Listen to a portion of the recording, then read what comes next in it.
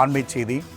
கும்கி 2 படத்தை வெளியிட இடைக்கால தடை விதிக்கப்பட்டுள்ளதை அண்மை செய்தியாக பார்த்துக் கொண்டிருக்கின்றோம். கூடுதல் விவரங்களை செய்தியாளர் கிருஷ்ணமூர்த்தி வழங்க கேட்கலாம். கிருஷ்ணமூர்த்தி, பிரபு சாலமனின் கும்கி 2 படத்தை வெளியிட இடைக்கால தடை விதிக்கப்பட்டுள்ளது ஏன்? கூடுதல் விவரங்களை பதிவு செய்யலாம். வணக்கம்.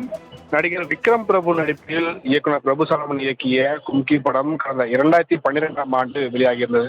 13 ஆண்டுகளுக்கு பிறகு தற்போது கும்கி 2ஆம் பாகத்தை இயக்குனர் பிரபு சாலமன் தயாரித்து இயக்கியிருக்கிறார். இந்த படம் வருகிற நவம்பர் 14ஆம் தேதிக்கு வெளியாக உள்ளதாக அறிவிப்பும் வெளியாகியுள்ளது. இந்த நிலையில் கும்கி 2 படத்தை வெளியிட தடை விதிக்க கோரி சினிமா பைனான்சியல் சந்திரபிரகாஷ் ஜெயின் என்பவர் சென்னை உயர்நீதிமன்றத்தில் மனு தாக்கல் செய்திருக்கிறார். அந்த மனுவில் கும்கி 2 படத்தை தயாரிக்க 2018ஆம் ஆண்டு 1,50,00,000 ரூபாய் கடன் பெற்ற பிரபு சாலமன் கும்கி 2 படத்தை வெளியீட்டுக்கு பணத்தை வட்டியுடன் சேர்த்து திருப்பி தந்து விடுவதாக ஒப்பந்தம் செய்துள்ள நிலையில் தற்போது வட்டியுடன் சேர்த்து 2,50,00,000 ரூபாயை திருப்பி தராமல் வருகிற நவம்பர் 14ஆம் தேதிக்கு பணத்தை வெளியிடப் போவதாக அறிவிப்பை வெளியிட்டிருக்கிறார். இந்த மனுவை விசாரித்த நீதிபதி ஆனந்த் வெங்கடேஷ் பணத்தை திருப்பி தருவதற்கு முன்பாக இந்த பணத்தை தெளிவிடக்கூடாது என்ற வாதங்களை ஏற்றுக்கொண்டு படத்தை வெளியிட தற்போது இடைக்கால தடை வைத்து நீதிபதி ஆனந்த் வெங்கடேஷ் உத்தரவிட்டிருக்கிறார். ராம்குமார். கிருஷ்ணமூர்த்தி, தகவலுக்கு நன்றி.